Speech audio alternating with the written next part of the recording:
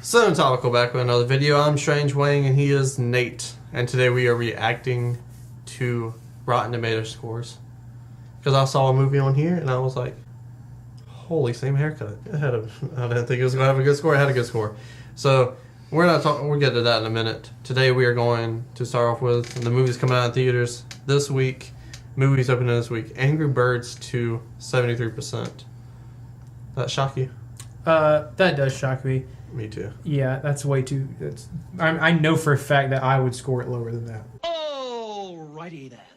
I haven't even seen it. Yeah. I don't need to. What? But I just never heard anything about the first Angry Birds movie. Yeah. You know, so I mean, I don't know if it was ultimately good or bad or not. But I know that there are movies based on pre-existing properties that I do hear a lot about. So like, why do we hear about those and not Angry Birds if it was so good? Yeah, well, 73. I feel like that's just high. I guess. the next is Good Boys, and I'm so happy this has an 83%. This looks hilarious. Me too. And I hope it goes up after, like, Yeah. color goes out, more critics see it, and Sure. goes up. Yeah. Looks hilarious. Yeah, it does look hilarious. Like the one really chubby kid with this like kind of like that is almost exactly how I looked in middle school. Facts. And I'm really not kidding. Like a 90s lesbian. I did look like a 90s lesbian. Now that's really funny. Next, we have Blinded by the Light, 94%. Hey, I'm not surprised. Me neither. Like, we're in that nostalgic age. Mhm. Yeah, Bruce Springsteen, like 80s kids, they're Yeah. critics now. So I'm not.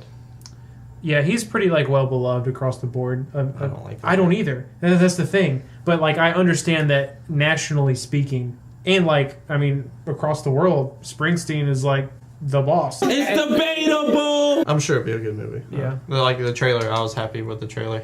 Sure. And these are movies that are already in the box office. We have Fast and the Furious, Hobbs and Shaw at 66%. I've seen it, you have not. I would say that. That's fair. Next, we have the movie that inspired this entire new show I came up with. Oh yeah. Scary Stories to Tell in the Dark. Certified Fresh at 81%. Man, this is crazy. Yeah, that doesn't surprise me. Really? Dude, that But blows my mind. I I'm- thought that thing was going to stink. I'm pretty sure if you recall our trailer reaction, I thought it was going to be good. And like, because it just had the right vibe to me. And I don't know if I said the trailer reaction or not, but I've seen a few critics who have said the same thing. I haven't seen the movie, to be clear. But a lot of people are basically saying it's just like how Goosebumps should have been. Makes sense. I almost want to see it, even Dude, though I'm going really, to see it because of that score. Like, that totally changed my perspective of the film. Yeah. Can't wait to go see it now. Lion King, 52%. Nah, who cares? Have you saw seen it? No, Yeah. I did see it. I wholeheartedly agree. There's just no emotion in the movie. I understand they were trying to make it live action. It's not live action. The whole movie's still digital, except for one shot.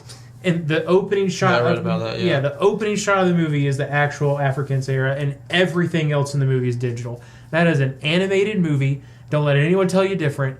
But because they made it so realistic, there's no expression in their face. It falls very flat. It does not work. So I think that 52 is very fair. This is surprising to me. Also critically fresh. Dora the Explorer movie. Dora and the Lost City of Gold. Oh, wow. You gotta be shitting me. The jokes didn't land for me in the trailer, so Yeah, I'm a little curious to go see this now because of the score. Why the fuck you lying? I would not go see it, but like, I'm glad that people like it. So I almost want to go see it because there's this one really ridiculous review that I don't know his name, but apparently he's fairly popular among film critics. So this guy wrote a film review, basically like it was very subtle. He didn't like straight up say. I mean, he really did straight up say it. He just didn't say it in these words. Basically, he was like, they didn't make grown-up Dora sexy enough. He don't give a fuck. And like it did not land well with people. Clearly, no debating. Who knew R. Kelly reviewed movies now? Oof, yikes. Next we have Once Upon a Time in Hollywood, 85% critically fresh. Not surprising. Yeah, that seems spot on for Yeah. me. Yeah. Wasn't his worst. Wasn't his best. Yeah. But spot on.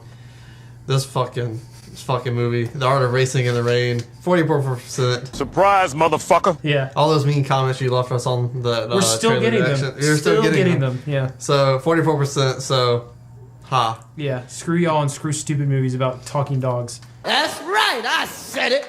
We have The Kitchen at 21%. I didn't even know this was out.